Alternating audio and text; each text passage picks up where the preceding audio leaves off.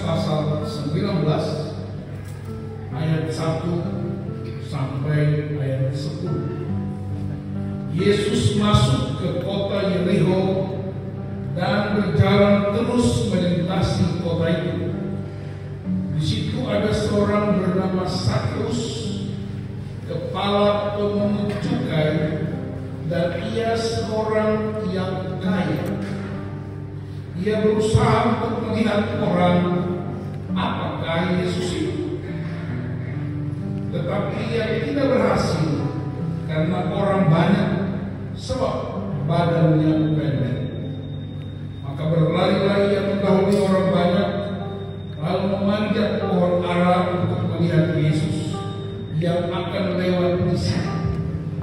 Ketika Yesus sampai ke tempat itu, ia melihat ke atas dan berkata, "Zakheus, segera turun, sebab hari ini aku harus menumpang di rumah." Lalu Zakheus segera turun dan menerima Yesus dengan sukacita. Tetapi semua orang yang melihat hal itu bersungut-sungut katanya, "Ia menumpang di rumah orang berdosa." Tetapi Zakheus berdiri dan berkata kepada Tuhan, "Tuhan, setengah dari milik itu akan kuberikan kepada orang miskin, dan sekiranya ada sesuatu yang kuperas dari seseorang, akan kukembalikan 4 kali lipat." Kata Yesus kepadanya, "Hari ini telah terjadi keselamatan kepada rumah ini, karena orang ini pun anak Abraham. Sebab Anak Manusia datang untuk mencari dan menyelamatkan yang hilang." Shalom semuanya. Shalom. Apa kabar? Saudara-saudara, kita sedang merayakan 2 hal. Hari Reformasi Gereja yang sudah berlangsung hampir 500 tahun, 505 tahun, dan GKI Hari Kaum Bapak. Halo Bapak-bapak. Shalom Bapak-bapak. Tuhan masih ada Bapak-bapak. Dan saya ingin mengajak kita untuk merenungkan apa hubungan Zakheus, reformasi, dan kaum bapa. Teks ini dipilih oleh Sinode Gereja Kalimantan Tengah. Pertama, kita perhatikan Zakheus. Ciri khasnya, dia pendek badannya, tetapi sekalipun pendek, dia orang yang kaya. Yang ketiga, dia kepala pemungut cukai. Kalau saudara perhatikan, Zakheus seorang pejabat negara. Kepala pemungut cukai itu pejabat yang bekerja untuk pemerintahan Kekaisaran Romawi. Jadi dia punya otoritas luar biasa, bekerja untuk Kekaisaran Romawi, tapi juga bekerja untuk memungut. Dan biasanya orang pemungut cukai, dia ambil untuk store kepada kaisar, tetapi juga untuk dirinya sendiri. Tipe macam ini sangat dibenci masyarakat. Seandainya kalau ada pilkada atau pilgub, pasti dia ditolak habis-habisan. Pasti berita-berita muncul di media sosial, dia tidak pantas jadi pemimpin. Tapi saudara-saudara perhatikan, ketika Yesus sedang berkunjung Yesus itu belusukan dan melewati Yerikho. Ada kerinduan Sakeus untuk melihat Yesus. Perhatikan dengan baik. Seorang kepala dinas, pejabat negara, orang yang kaya, ingin melihat Yesus. Berarti Sakeus sudah pernah dengar siapa Yesus. Dia sudah mendengar peristiwa-peristiwa Yesus. Dia sudah mendengar cerita-cerita yang sangat heroik dari Yesus. Dia mendengar cerita-cerita tentang bagaimana Yesus menyembuhkan, bagaimana Yesus memulihkan orang-orang yang mengikuti dia. Dan karena itu Sakeus mengabaikan beberapa handicap. Yang pertama, pendek orangnya dan tidak bisa memandang apa-apa karena begitu banyak orang. Yang kedua, dia seorang pejabat negara. Dia mengabaikannya itu dan dia mencari cara untuk melihat Yesus. Yang ketiga, dia orang kaya. Kan bisa dong uangnya dibagi-bagi kepada orang, si menyikir, aku mau lihat. Bisa, semua orang akan lakukan. Karena uang itu tuan atas segala sesuatu. Tapi dia mengabaikan fisiknya pendek. Dia mengabaikan apa kata orang tentang siapa dia. Orang berdosa, orang jahat, kaki tangan pemerintah kerajaan Romawi. Dia abaikan apa kata orang. Dia abaikan kekayaannya. Dan dia mencari cara untuk melihat Yesus. Hanya sekedar dia ingin tahu dan melihat wajah Yesus.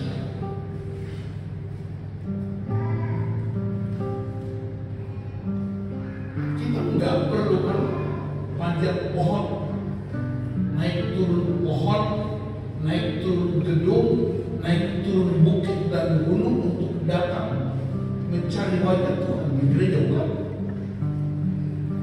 Anda punya handicap apa untuk datang ke situ? Cara berjumpa dengan Yesus, doa, firman Allah, berseru. Mungkin Anda rajin berdoa di rumah, Anda rajin membaca firman di rumah, tapi Anda tidak bersekutu.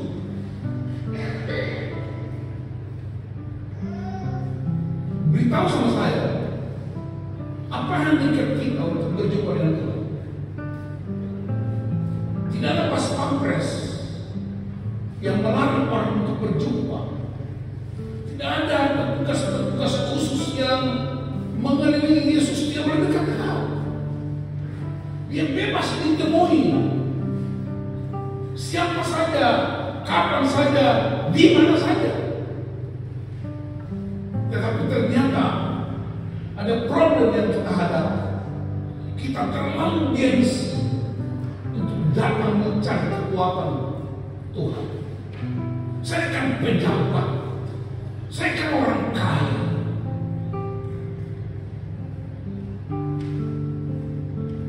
Ada yang lebih hebat dalam hidup kita dibandingkan dengan kerinduan untuk berjumpa dengan kuasa yang lebih hebat lagi. Jadi reformasi bagi saya, reformasi bagi bapak-bapak, patahkan gengsimu itu. Karena gengsi tidak menyelamatkan engkau. Abaikan apa kata orang. Karena apa kata orang tidak menyelamatkan kita. Harta kekayaanmu tidak pernah menyelamatkan engkau. Tapi kerinduan untuk berjumpa dengan Kristus, kerinduan untuk mengalami sapaan Kristus adalah penyelamatan yang melebihi kekuatan Allah.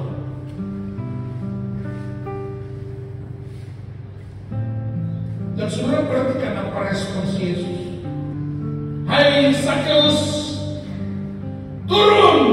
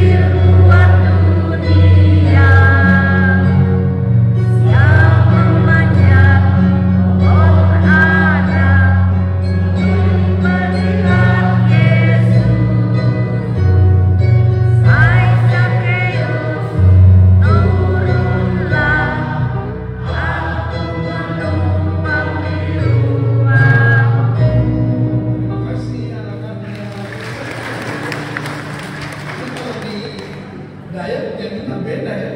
Kalau kami di Ambon, Sakeus, orang pendek, jiwa dunia memanjang, pohon air, hendak melihat Yesus. Hai Sakeus, turunlah, aku panggilmu. Jadi itu lagu orang di pantai, ini lagu tadi orang di gunung, beda. Tapi isinya sama. Sakeus turun.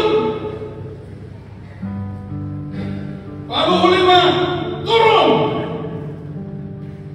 dari ketinggian itu. Aku tidak perlu naik ketemu engkau, karena aku turun untuk ketemu engkau. Aku turun dari surga untuk berjumpa dengan engkau di rumahmu. Ando, turun dari kesombonganmu, turun dari keangkuhanmu. Aku tidak perlu berjumpa engkau di atas. Aku turun ke bumi, aku turun ke rumahmu. Saya nggak hafal semua nama Yesus. Pasti lah. Dia nggak bisa turun karena memang dia nggak naik pohon kan tinggi dia. Dia kan ke pohon. Turun dari tempatmu. Yesus bisa nggak naik ke atas pohon? Bisa. Tapi Yesus memberi respons yang hebat sekali. Yesus menghormati usaha orang untuk berjumpa dengan Dia. Yesus menghargai kerja keras. Yesus menghargai harga yang sudah dibayar Sakeus.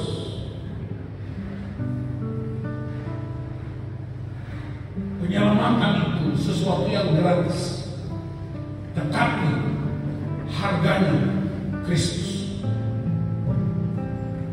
Salvation is free, tetapi discipleship, pemuridan, itu harga dan mahal. Saya kira agenda Yesus bukan singgah di rumah Sakeus. Agenda Yesus masih banyak, tetapi dia dihentikan oleh Sakeus. Dia dihentikan oleh kerinduan seorang pejabat. Dihentikan oleh kerinduan seorang yang kaya. Kerinduannya bukan untuk kasih uang makan buat murid-murid Yesus melanjutkan perjalanan. Bukan disediakan onta untuk Yesus naik. Kerinduannya hanya ingin melihat. Dan Yesus bertindak untuk melakukan yang disebut transformasi hati. Dia masuk ke rumahnya. Sakeus turun dan terima Yesus di rumahnya. Wow.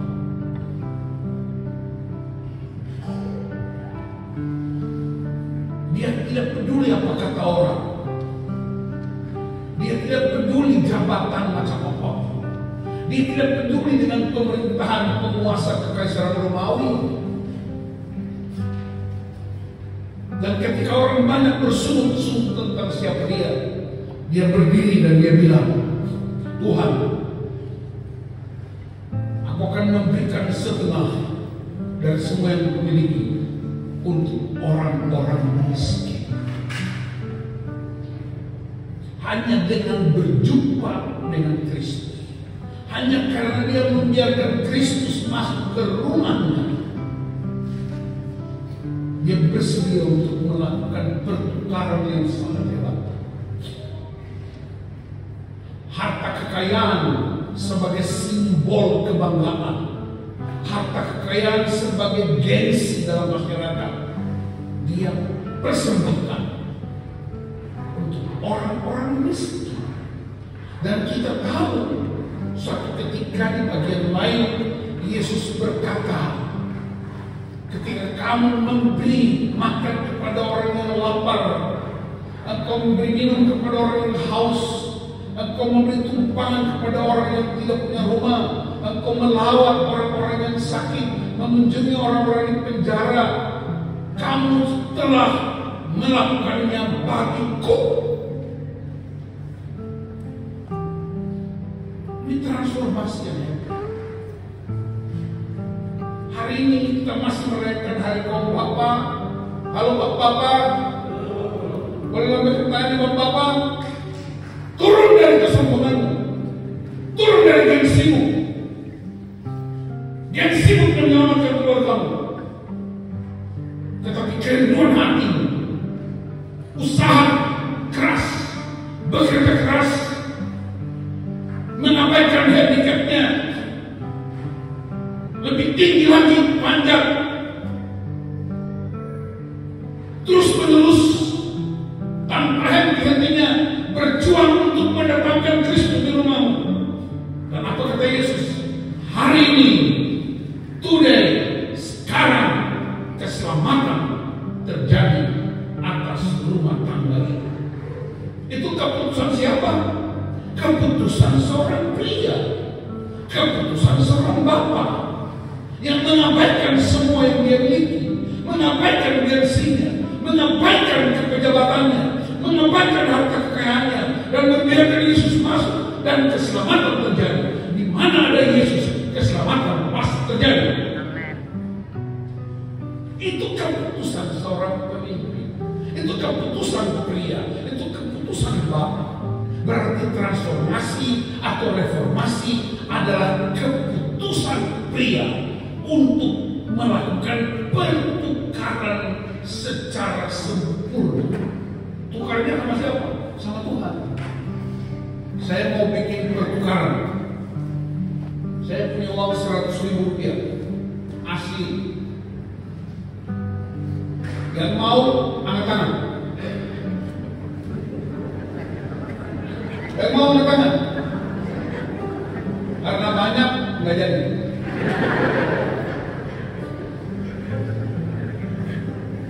Saya mau tukar. Periksa di dompetmu atau di tasmu. Kalau ada uang 100 rupiah koin, cari sekarang. Siapa yang punya, bawa ke depan. 100 rupiah ini bisa beli apa? Di Palangkaraya. Kalau ibu bilang nggak bisa beli apa-apa, berarti benar, karena ibu yang banyak belanja. Bapak setuju? 100 rupiah nggak berguna karena tidak bisa beli apa-apa. Setuju? Setuju kan? Oke. 100 rupiah, dekat. 100.000 bisa beli apa? Bisa beli apa? Beras, minyak, ikan patin, ikan papuyu, daging babi, setengah kilo lah. Pulsa, berarti 100.000 berguna. Sekarang pertanyaan saya, Pak, tolong istri, mau tukar enggak? 100 rupiah itu tukar dengan saya punya 100.000. Mau? Mau nggak? Mau? 100.000 rupiah tukar dengan 100.000 rupiah. Mau? Mau? Bapak mau? Ibu mau? Deal. Deal.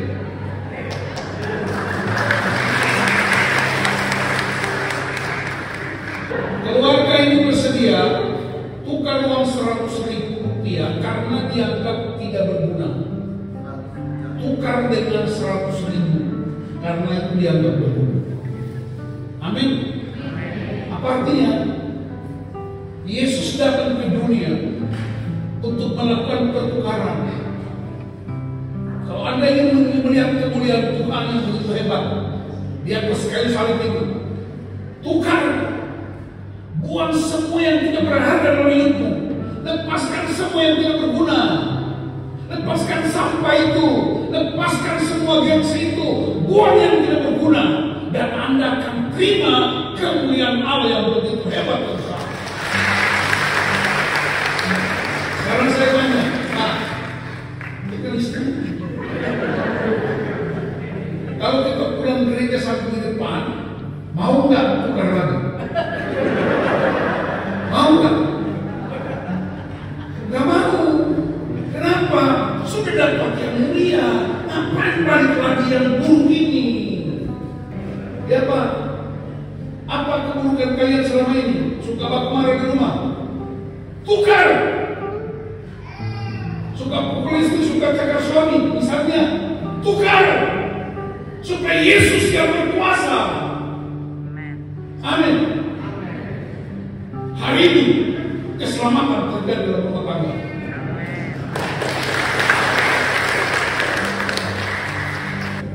Saya harap sudah mengerti prinsip ini. Ada pertukaran.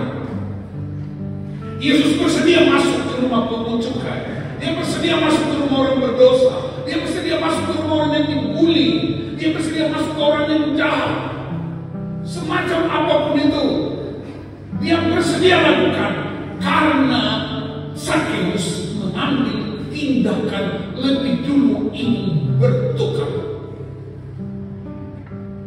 Bapak perokok, bertobat, tukar itu. Yang mabuk, tukar itu. Yang suka pukul istri, tukar itu. Yang cakar suami, tukar itu. Yang suka anggar lalu lintas, yang korupsi, manipulasi, tukar. Jika tidak perayaan reformasi, hanya sebuah liturgi gereja yang tidak berguna. Gereja bukan sekedar celebration, tapi gereja melakukan pertukaran total. Ubah hidup kita. Kaum Bapak bersedia melakukan pertukaran. Dan kalimat ini akan muncul setiap hari di rumahmu. Hari ini keselamatan terjadi atas semua. Itu pun orang protes. Lalu Yesus memberikan latar belakang. Mengapa? Karena Sakeus ini juga adalah anak Abraham. Abraham bicara mesianik blessing. Abraham bicara tentang sumber berkat mulai dari Abraham, Ishak, Yakub. Abraham bicara tentang perjanjian ilahi. Sedahsyatnya Sakeus, sejatuh-jatuhnya hidupnya, sehancur-hancur hidupnya, dia anak perjanjian. Dia bisa dikembalikan kembali. Dia melakukan reformasi kembali ke semula. Anda anak perjanjian, Anda pernah gagal, tapi karena Anda berjumpa dengan Kristus, maka reformasi terjadi, transformasi terjadi, kembali ke hakikat gambar dan rupa Allah. Itulah kemuliaan pria, kemuliaan wanita, kemuliaan keluarga, dan harganya di atas kayu salib. Kekristenan yang sesungguhnya bukan beribadah setiap hari Minggu seperti ini saja. Kekristenan yang sesungguhnya sadar ada kebutuhan yang mendesak. Tuhan mesti berkuasa supaya terjadi perubahan yang radikal. Aku kembalikan 4 kali lipat. Seorang hamba Tuhan berkata 4 kali lipat itu adalah harga apa? Tingkat maksimum. Ada yang tidak setuju karena tingkat maksimumnya 10. Tapi seorang hamba Tuhan lain berkata 4 kali artinya 4 penjuru mata angin, timur, barat, utara, selatan. Artinya ketika aku memeras seseorang, aku kembalikan sempurna. Dia tidak lagi melihat harta kekayaan sebagai tujuan hidup. Sakeus tidak lagi melihat jabatan sebagai tujuan hidup. Sakeus tidak melihat lagi semua yang dia miliki sebagai tujuan hidup. Sekarang dia punya keputusan yang baru. Yesus Kristus adalah tujuan hidup keluargaku. Yesus Kristus tujuan hidupku. Dan karena itu dia tidak bisa sandingkan Kristus dengan kekotoran. Dia tidak bisa sandingkan Kristus dengan jabatan. Dia tidak bisa sandingkan Kristus dengan semua usaha-usaha yang sia-sia. Tapi dia nyatakan Kristus adalah Kristus. Dan dia berotoritas di rumah tangga saya. Apa buktinya? Aku kembalikan. Aku berikan. Itu bukti bahwa perubahan dapat dirasakan dan dialami. Kalau ini yang gereja praktekkan, saya percaya Kristus dilihat di kota. mungkin ketemu Kristus secara fisik lagi seperti ketemu saya secara fisik ini. Tapi Kristus itu hidup dalam berbagai bentuk. Kristus hadir melalui perkataan-perkataan yang mengagumkan. Kristus hadir melalui sapaan-sapaan yang begitu menyejukkan. Kristus hadir melalui tepukan pundak kita. Kristus hadir melalui salaman kita, senyuman kita. Yesus tidak hanya ingin melihat, tapi dia datang sapa masuk, makan di rumahmu. Bahkan di bagian terakhir, Anak Manusia datang untuk menyelamatkan orang-orang yang hilang. Saudara yang dikasihi Tuhan Yesus Kristus, merayakan hari reformasi di zaman Martin Luther dan Calvin, reformasi terhadap semua praktek-praktek bergereja yang bertentangan dengan firman Allah. Tapi hari ini reformasi buat kita, transformasi, pemulihan, restorasi hati kita yang mesti mengalami perubahan radikal. Hati yang keras diubah menjadi hati yang lembut. Tangan yang kasar diubah menjadi tangan yang suka membelai. Kaki yang menuju ke tempat-tempat yang tidak benar, sekarang kaki itu membawa mereka ke bait Allah. Mulut yang penuh dengan caci maki, sekarang berubah menjadi ucapan syukur. Dan itulah yang disebut reformasi. Keluarga yang bersedia menukarkan sesuatu yang tidak berharga, pertahankan ini.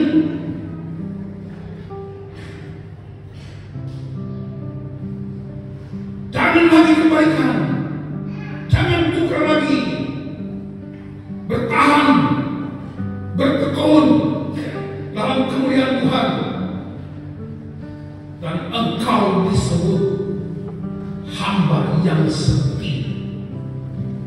Para majelis jemaat, pendeta, penatua, diakon, tukar, pertukaran itu membuat Kristus menghormati, menghargai semua usaha. Anggota jemaat, tukar.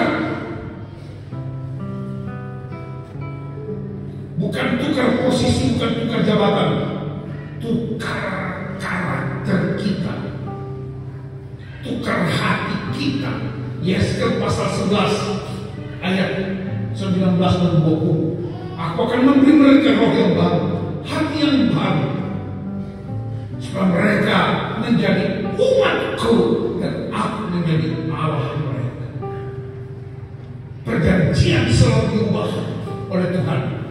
Umat tidak setia, Allah tetap setia. Umat tidak taat, Allah tetap taat, karena dia tidak pernah menyangkal dirinya sebagai Allah yang mengasihi. Saya tutup khotbah ini dengan mengutip apa kata Yesus. Marilah kepadaku semua yang letih lesu dan berbenar, Sakeus dan kawan-kawan, mari kepadaku. Aku bukan hakim yang menghakimi kejahatanmu, tapi aku seorang bapa yang menanti kedatangan anak-anak. Kemurkaan Allah sudah berakhir, amarah Allah berakhir. Sekarang yang terjadi, kemurahan Allah terbuka luas untuk setiap orang. Karena itu gaya hidup Kristus, maka pria hidup karena karakter Kristus, wanita hidup karena karakter Kristus. Maka setiap hari di rumah tidak ada lagi orang yang berluka, tidak ada orang yang dibuli, tidak ada orang yang disingkirkan, karena Kristus hadir di dalam